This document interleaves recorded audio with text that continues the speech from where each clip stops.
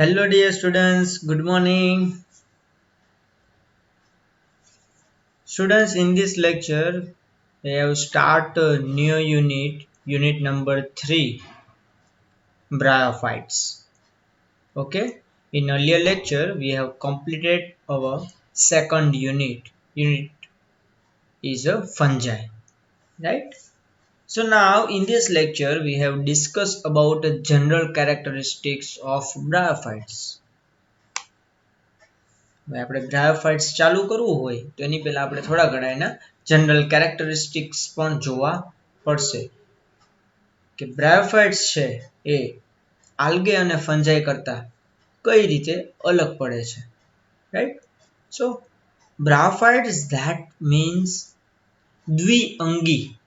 તમે લોકો 11-12 સાયન્સમાં ઓલરેડી ભણી ગયા છો, રાઈટ? દ્વિઅંગી, રાઈટ? તો એને કહેવાય છે બ્રાયોફાઇટ્સ. So let's start the general characteristics of bryophytes.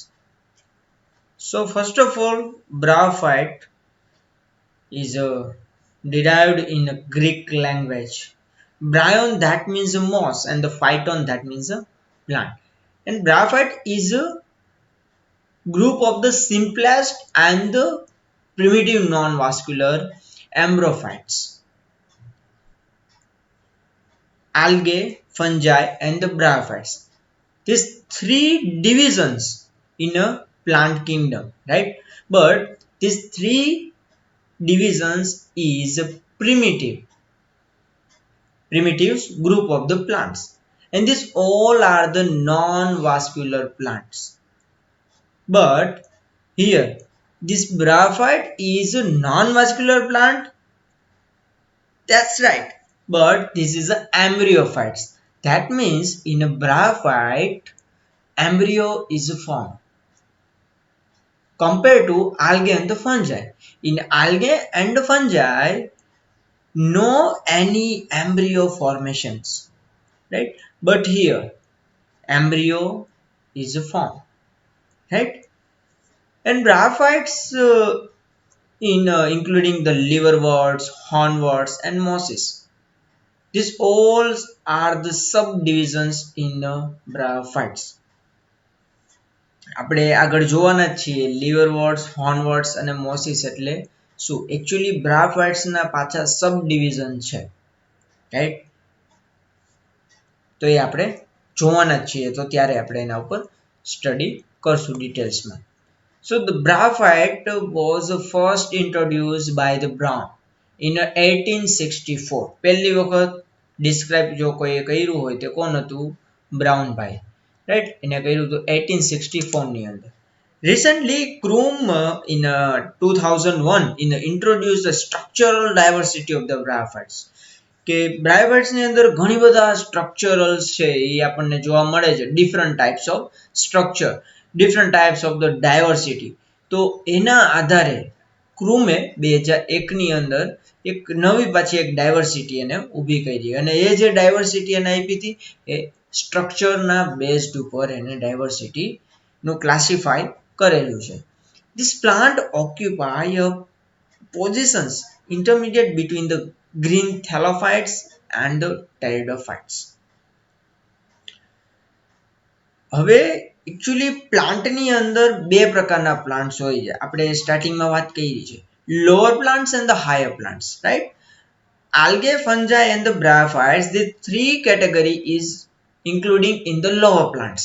But pteridophytes, gymnosperm and angiosperm, these all are the higher plants. And pteridophytes, gymnosperm and angiosperm, these all are the vascular plant, right? But these all are the non-vascular. That means algae, fungi and the bryophytes. Here no any vascular system is present, right? Not a properly developed, right? And this whole structure is known as a thallus structure. Thallus, that means we cannot describe which part is a leaf, which part is a stem, right? So that type of structure is known as a thallus, right? That's why this bryophyte is a green thallophyte structure, right?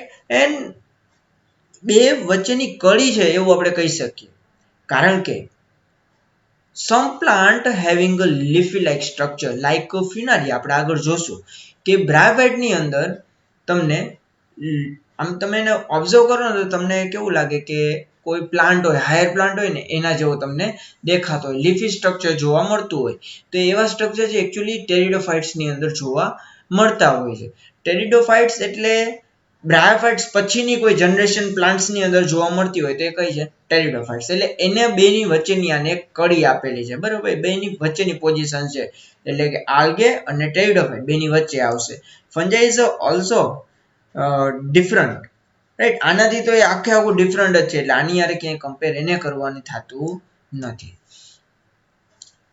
The group of the represent about 960 genera. Bryophytes ની અંદર 960 જેટલી જીનસ છે and about 24,000 species occurring in the all our world. આખી દુનિયામાં બધી જગ્યાએ જોવા મળે છે અને occurring on the most part of the earth, right? And wherever there is a sufficient moisture to sustain the plant life, because bryophyte is growing in the shady area, right? Moisture area. Any basic requirement છે એની હેબિટાટ્સની right જે જગ્યાએ વધારે પડતો શેડી area હોય moisture હોય એવી જગ્યાએ બ્રાયોફાઇટ છે ઇઝીલી રનઅપ કરી શકતી હોય ઇઝીલી એ ગ્રો થઈ શકતી હોય and near about 960 genera and 24,000 species are occur in the world. And bryophytes through regard as a terrestrial plants occur in the diverse habitats. Most of bryophyte is a terrestrial, right? And most of the species, however, occur in the moist situations such as dump rocks, moist soils, walls, and some as decaying logs in the waters. ઘણી વખત પાણીની અંદર કોઈ લાકડું છે લાકડાના કટકા છે પડ્યા રહેતા હોય રાઈટ તો એ કેવા થઈ જાય ભેજવાળા થતા હોય તો એની ઉપર પણ ઇઝીલી બ્રાયોફાઇટ છે ગ્રો થઈ શકતી હોય છે એના સિવાય તમે ઘણી વખત દિવાલ ઉપર પણ જોયું હોય ગ્રીન કલરના કોઈ પ્લાન્ટ્સ તમને ગ્રો થઈ ગયેલા દેખાતા હોય ક્યારેક તમે એને શેવાળ કહી દો ક્યારેક એને તમે બ્રાયોફાઇટ્સ પણ કહી દેતા હોય છે જેને ખબર પડતી હોય પણ એના સ્ટ્રક્ચર છે ને આપણે પ્રોપરલી આઈડેન્ટિફાઈ કરીએ ત્યારે જ આપણને આઈડિયા આવે કે આલ્ગે છે કે બ્રાયોફાઇટ છે બટ આ નોર્મલ એની હેબિટાટના કેરેક્ટરિસ્ટિક્સ છે કે એને ડેમ્પ રોક્સ જોઈ મોઇસ્ટ સોઇલ્સ મોઇસ્ટ વોલ્સ આ પ્રકારના બધા જે એરિયાઝ છે એના અંદર આપણને બ્રાયોફાઇટ છે ગ્રો થતા જોવા મળતા હોય છે all bryophytes required water for the fertilization this is a most important point અને આ જ બધાને બધા જે થેલસ સ્ટ્રક્ચર છે એના કરતા ડિફરન્ટ છે આખો પોઈન્ટ કે બ્રાયોફાઇટ્સના કોઈ પણ પ્લાન્ટ છે એને ફર્ટિલાઇઝેશન કરવા માટે કમ્પલસરી વોટરની રિક્વાયરમેન્ટ રહે છે right mail and female gamete છે જ્યારે બંને ફ્યુઝ થાય ઝાયગોટ ફોર્મ થાય પણ ઝાયગોટ ક્યારે ફોર્મ થાય બે વચ્ચે ફર્ટિલાઇઝેશન થાય ત્યારે તો એ મેલ અને ફિમેલને જ્યારે ભેગા થવા માટે જે પ્રોસેસ છે વચ્ચેની એને આપણે કહીએ છીએ ફર્ટિલાઇઝેશન અને એ પ્રોસેસને કમ્પ્લીટ કરવા માટે water is compulsory and this is a essential required, right? So this group is therefore called amphibians of the plant kingdom. Why amphibians? કારણ કે એ જમીન ઉપર ગ્રો થાય છે પણ ફર્ટિલાઇઝેશન માટે એને વોટરની રિક્વાયરમેન્ટ રહે છે એટલા માટે એને એમ્ફિબિયન્સ કીધું છે કેમ કે પાણીની અંદર અને પાણીની બહાર બંને પ્રકારે એની લાઈફ સાયકલ આખી કમ્પ્લીટ થશે હવે એમ્ફિબિયન્સ એટલે આપણને ખબર છે દેટકો છે મગર છે બરાબર આ બધા એનિમલ્સ છે અને this all animals are the amphibians right ઉભયજીવી જેને આપણે કહેતા હોઈએ છીએ yes So this plant group, that means this bryophyte is amphibians of the plant kingdom. In the plant kingdom, 6 divisions are the present, right? Algae, fungi, bryophyte, pteridophyte, gymnosperm, and angiosperm. This all the divisions into only for these divisions is amphibians of the plant kingdom, right? Now today bryophytes occupy positions with plant kingdom and also considered to have their own subkingdom. Subkingdom that means મેં હમણાં જ વાત કરી એના પોતાના ડિવિઝન્સ છે, બરોબર. એ ડિવિઝન્સ એટલે ઘણા ક્લાસિફિકેશનની અંદર એને ખુદ સબ કિંગડમ આપેલા છે, અને એના સિવાય ઘણાની અંદર તમને સબ ડિવિઝન્સ એવું વાંચવા મળે. એકચ્યુઅલી એની અંદર 3 ડિવિઝન એવા છે: Anthocerotopsida, Hapticopsida and the Bryophsida. These all are the 3 categories, right, in the bryophytes. કયા કયા કીધા? Hapticopsida, Anthocerotopsida and Bryopsida. These 3 categories, right? એ આપણે આગળ જોવાના છીએ. એનો પ્રોપરલી આપણે ક્લાસિફિકેશન છે એ સ્ટડી કરશું. યસ, બહુ જ મસ્ત મજાની ઇમેજ આવી છે. This is a geological time scales. પૃથ્વીનો જ્યારે જન્મ થયો ત્યારથી લઈને અત્યાર સુધીનો જે ટાઈમ છે એમાં એકચ્યુઅલી ઘણા બધા ટાઈમ પીરિયડ્સ છે એ આવી ગયા છે, રાઈટ. આ વસ્તુ તમે 12મા ધોરણની અંદર ઓલરેડી સ્ટડી કરી ગયા છો, રાઈટ. તો એના વિશે આપણે થોડીક વાત કરવાની છે અત્યારે. જેમ પ્લાન્ટ છે અત્યારે આપણને લાઈવ જોવા મળતા હોય છે કે એની હ્યુજ ડાયવર્સિટી હોય છે, તો એને આપણે નોર્મલ લિવિંગ પ્લાન્ટ્સ કહેતા હોય છે. પણ જે પ્લાન્ટ વર્ષો પહેલા જોવા મળતા હતા અત્યારે જોવા મળતા નથી, that type plant is called a fossils plant, right. તો બધી પ્લાન્ટ સ્પીસીસ ની અંદર જેટલા પણ ડિવિઝન છે બધામાં ફોસિલ્સ પ્લાન્ટ તો હોય જ છે, કે આજથી વર્ષો પહેલા millions of years ago A plant હતા પણ અત્યારે જોવા મળતા નથી. એની આખી ડાયવર્સિટી લુપ્ત થઈ ગઈ છે. તો એવા અમુક પ્લાન્ટ છે કે ફોસિલ્સ થઈ ગયા છે. તો કયા કયા પીરિયડ ની અંદર એ ફોસિલ્સ થયા છે એ આપણે અત્યારે જોવાના છીએ. સો fossils bryophytes have been recorded from the tertiary band of the Cainozoic era, Mesozoic era and the Paleozoic era. These 3 era, right. જે તમે ટાઈમ સ્કેલ ની અંદર જોઈ શકો છો, સૌથી ડાઉનમાં લખેલું છે અર્થ ફોર્મ્સ 4.6 બિલિયન યર અગો, કે અર્થનો જન્મ થયો છે, રાઈટ. એના પછી ઘણા બધા એરા બતાવેલા છે. આ સૌથી મેન એરા છે, આર્ચિયન એરા. એના પછી છે પ્રોટેરોઝોઇક એરા. એના પછી આ એરા લેવાનો છે, પેલિયોઝોઇક એરા. then Mesozoic era and then last is a Cenozoic era. એને કોઇનોઝોઇક પણ કીધેલું છે, રાઈટ. તો આ જે એરા છે, આ એરાની અંદર એટલે કે આ જે ટાઈમ પીરિયડ છે, આ ટાઈમ પીરિયડ સાઈડમાં લખેલો છે કે 10,000 યર્સ, મિલિયન્સ યર્સ અગો. આ બધા છે એની પાછળ તમારે બિલિયન્સ અને મિલિયન્સ લાગશે, રાઈટ. તો એ આખી વસ્તુ અહીંયા લખેલી છે, એનો ટાઈમ સ્કેલ છે કે આટલા વર્ષો પહેલા આ પ્લાન્ટ જોવા મળતા હતા. સો ફર્સ્ટ ઇઝ અ કોઇનોઝોઇક એરા. એમાં સ્પીસીસના નામ આપેલા છે 2: મ્યુસાઇટ્સ યેલોયુરેન્સિસ એન્ડ જુગેરન મેનિયલ્સ, રાઈટ. આ 2 પ્લાન્ટ એવા છે કે કોઇનોઝોઇક એરા જે હતા એ ટાઈમે કેવા થઈ ગયા છે? લુપ્ત થઈ ગયા છે. એન્ડ મેસોઝોઇક એરાની અંદર આવશે રિસિયોપ્સિસ ફ્લોરિની અને માર્કેન્ટિયોલાઇટ્સ પ્રોસિયસ, રાઈટ. તો આ જે 2 સ્પીસીસના નામ આપ્યા છે મેસોઝોઇક એરાની અંદર એ લુપ્ત થઈ ગઈ છે. એન્ડ લાસ્ટ ઇઝ અ પેલિયોઝોઇક એરા. એની અંદર નામ આપેલું છે હેપ્ટિસાઇડ્સ લેંગી, રાઈટ. તો આના સિવાય ઘણી બધી એવી સ્પીસીસ છે કે જે લુપ્ત થઈ ગઈ હોય. બધી સ્પીસીસના કે પ્રોપરલી આપણે નામ યાદ રાખવાની જરૂર નથી, આ તમારી ઇન્ફોર્મેશન માટે છે. આ વસ્તુ તમને કે પૂછાશે નહીં, પણ તમને ખ્યાલ હોવો જોઈએ કે આવી ક્યાંક સ્પીસીસના નામ છે એ સાંભળેલા હોવા એવું લાગવું જોઈએ કે આવું નામ આપણે ક્યાંક સાંભળેલું છે, right.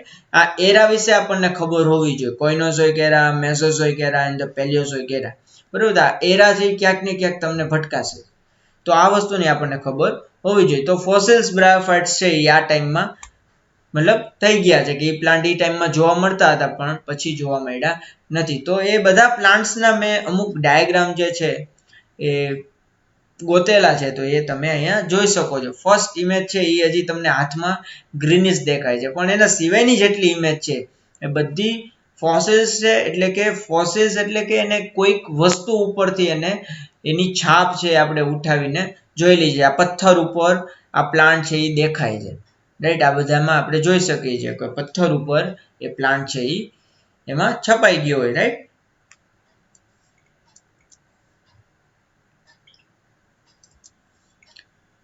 In India, most of the species of the Brahmins are the confined to the North Himalayas and the Southern Himalayas and the Nilgiri hills.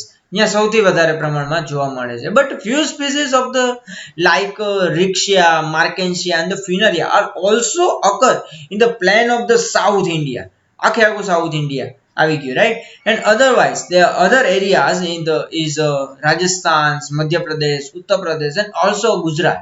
Rixia, Markensia and Funaria આ ત્રણ સ્પીસીસ એવી છે કે જે તમે ગુજરાતની અંદર પણ તમને જોવા મળી જાય છે. રિક્શિયા તો ઘણી બધી જોવા મળી જશે. એના સિવાય મેં માર્કેન્શિયા, ફિનરિયા also are the occur in the Gujarat, right? And the plant body is generally very small, right? Brahmins છે ને બહુ જ નાના હોય છે. Length of the few centimeter, right? But few species are up to 70 centimeter in the length, like Dawsonia species and the Polytrichium communi. These two species is in a length in the some high, right? Minimum 70 centimeter, right? Otherwise, all the species are the smalls because absence of the root. કારણ કે જે બ્રાફાઇટ છે, બ્રાફાઇટ કેવું છે? થેલસ structure છે.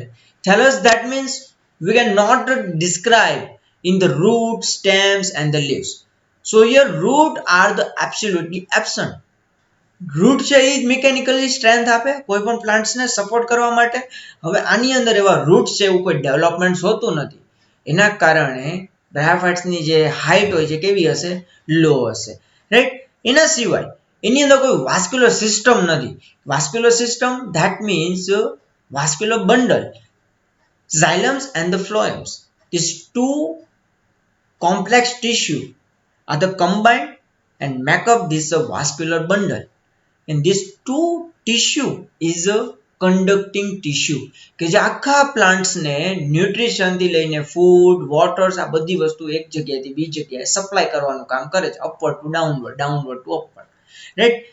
And mechanical tissue, right? Mechanical tissue that means parenchymatous cells જે છે, એના સિવાય સ્ક્લેરેન્કાઇમેટસ સેલ્સ છે અને કોલેન્કાઇમેટસ જે સેલ્સ છે એમાંથી સૌથી વધારે સ્ક્લેરેન્કાઇમેટસ સેલ્સ જે હોય છે એ મિકેનિકલી સ્ટ્રેન્થ જે પ્રોવાઈડ કરતું હોય પ્લાન્ટ્સને, રાઈટ? અને નોર્મલી મોસ્ટ ઓફ બધા પ્લાન્ટ્સની અંદર હોય છે, પણ આની અંદર રૂટ જ એબ્સન્ટ છે. રૂટ એબ્સન્ટ છે એટલા માટે સ્ક્લેરેન્કાઇમેટસ સેલ્સ પણ એની અંદર હશે નહીં, કારણ કે સ્ક્લેરેન્કાઇમેટસ સેલ્સ જે વધારે પડતા આપણને રૂટની અંદર જોવા મળતા હોય છે, સ્ટેમની અંદર જોવા મળતા હોય છે. બટ અહીંયા તો સ્ટેમ પણ હશે નહીં, because this structure is a thallus structure.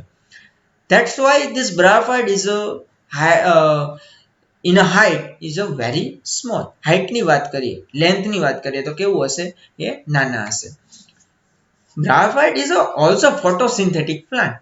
Yes, કારણ કે chlorophyll is also present. Chlorophyll A and the chlorophyll B is a major photosynthetic pigments, right? That's why this is a photosynthetic plant. But this is a heteromorphic alternation of the generations.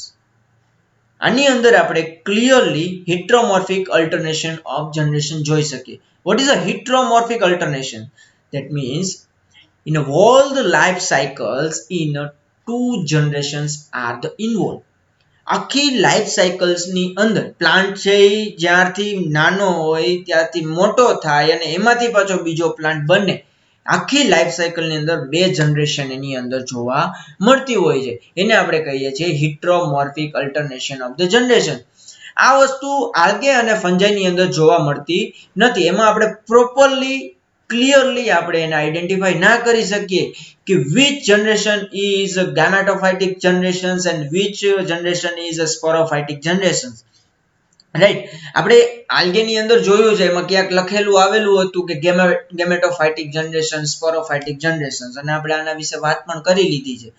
But in a bryophyte we can very clearly see in the heteromorphic alternation of the generation. આપણે આખી life સાયકલની અંદર જે અલ્ટરનેશન generation છે આપણે clearly જોઈ શકશું, right?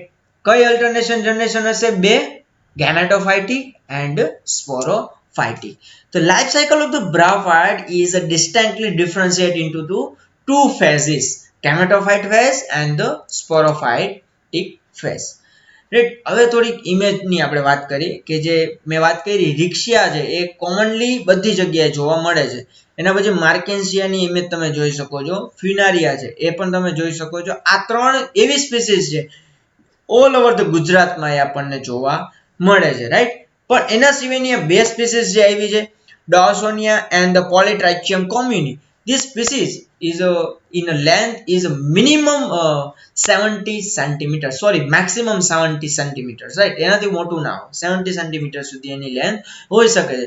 બાકી આપણે અહીંયા જોઈ શકીએ છીએ Funaria, Rixia and the Markensia is a very small in a length. Right? બહુ જ નાના છે compared to these two species, Dawsonia and the Polytrichium commune. એની કમ્પેરમાં બહુ જ નાના હોય છે. એના સિવાય હજી જનરલ કેરેક્ટરિસ્ટિક્સ તો ઘણા બધા છે, રાઈટ. તો એ આપણે ધીરે ધીરે ચાલુ કરીએ. તો જે ગેમેટોફાઇટિક જનરેશન છે એ બ્રાયોફાઇટ્સ ની અંદર કેવી હોય, ડોમિનેન્ટ હશે, રાઈટ. સો બે જનરેશન તમારે યાદ રાખવાની છે, sporophytic generation and gametophytic generation. So here this gametophytic generation is dominant that means independent, એ પોતાની રીતના જે બધું કરતા હોય એને આપણે કહેતા હોય ઇન્ડિપેન્ડન્ટ. આપણે પોતાની જાતે આપણે સ્ટેબલ રહેતા હોય, બરાબર, આપણે પોતાની રીતના રહેતા હોય, કોઈની ઉપર આપણે ડિપેન્ડ ના રહેતા હોય, આપણે જે વસ્તુ જોતી હોય આપણી પોતાની રીતના ઊભી કરી લેતા હોય, તો આપણે એને કહી શકીએ છીએ કે ઇન્ડિપેન્ડન્ટ આપણે છીએ. So this gametophytic generation is dominant, right, and it is a well developed and the independent, right. And this gametophytic generations either the thalloid or the folious, that means a leafy like structure, right. And then another generation is a sporophytic generations. So these sporophytic generations is completely dependent on the gametophytic generations. That means this sporophytic phase is never independent. એ ક્યારે independent હશે નહીં, એ compulsory gametophytic phase ઉપર શું હોય, dependent હોય, right. It is always dependent on the gametophytic. In a true roots, stems and the leaves are the completely absent in the either the generations in the all the bryophytes, right. કારણ કે જે structure છે કેવું છે, થેલો structure છે. Obviously in a bryophytes in a leaf like structure is a present like this other kingdom, sub kingdom, right. Moss ની વાત કરવાની છે એની અંદર આપણે કે જે મોસ જે છે એને અલગથી આખું એક સબ કિંગડમ આપ્યું છે, સબ ડિવિઝન આપ્યું છે. મોસ જેટલી પણ હશે એ બધી લીફી સ્ટ્રક્ચર જોવામાં મળતી હશે, લીફી સ્ટ્રક્ચર જેવી આપણને દેખાતી હોય. અને મોસ છે એને આપણે બ્રાયોપ્સિડા કહી શકીએ, રાઈટ. મેં ત્રણ કેટેગરીની વાત કરી હતી, હેપ્ટિકોપ્સિડા, એન્થોસિરોટોપ્સિડા એન્ડ બ્રાયોપ્સિડા. તો મોસ જેટલી પણ હશે બધી બ્રાયોપ્સિડાની અંદર આવશે. એના સિવાય બે હતા, લીવરવોર્ટ્સ એન્ડ ધ હોર્નવોર્ટ્સ, રાઈટ. તો એની આપણે હમણાં આગળ જ્યારે એના પોઈન્ટ આવશે ત્યારે આપણે એની વિશે ચર્ચા કરીએ, રાઈટ.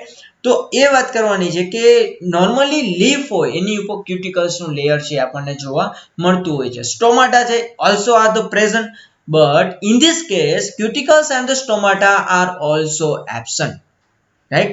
મોસની અંદર લીફી લાઇક સ્ટ્રક્ચર જોવા મળે છે, એ વાત સાચી, but here no any cuticles layer and no any stomata, right. એ બંને વસ્તુ અહીંયા absolutely absent હશે. And the gametophytic phase is a predominant and ecologically persistent, that means લાંબો સમય સુધી ચાલતો હોય, એમાં ક્યારે સુકારો ના આવતો હોય, ઓલવેઝ ગ્રીન રહેતું હોય, ઇન્ડિપેન્ડન્ટ હોય, એને આપણે persistent એવું વર્ડ કહી શકીએ. So this gametophytic generation is a predominant and the ecologically persistent, that means these are the green, independent and the long lived. કારણ કે gametophytic generation હશે એ લાંબો સમય સુધી ચાલશે. And the sporophytic phase is a very short time, right. Sporophytic છે એ બહુ જ નાના સમય માટે જીવતું હોય છે, વળી પાછું સ્પોરોફાઇટિક માંથી ગેમેટોફાઇટિક ફેઝ છે એ બની જતું હોય છે, right. So this sporophytic phase is a very short lived and completely depend upon the gametophytic phase, right. કારણ કે બે ફેઝ ની આપણે વાત કરી છે કે અલ્ટરનેશન જનરેશન છે આની અંદર આપણને ક્લિયરલી જોવા મળે છે, right. Gametophyte and the sporophyte. Gametophyte છે એ ડોમિનન્ટ છે બ્રાયોફાઇટ્સ ની અંદર, અને સ્પોરોફાઇટ છે એ ડોમિનન્ટ નથી, એટલે એ કેવું છે એ ડિપેન્ડન્ટ હશે. સ્પોરોફાઇટ છે એ ગેમેટોફાઇટ ઉપર ડિપેન્ડન્ટ હોય. તો આજે અહીંયા સુધી આપણે રાખીએ, બાકીના જે જનરલ કેરેક્ટરિસ્ટિક છે બ્રાયોફાઇટ્સના, રાઈટ, એ આપણે નેક્સ્ટ લેક્ચરની અંદર કન્ટિન્યુ કરશું.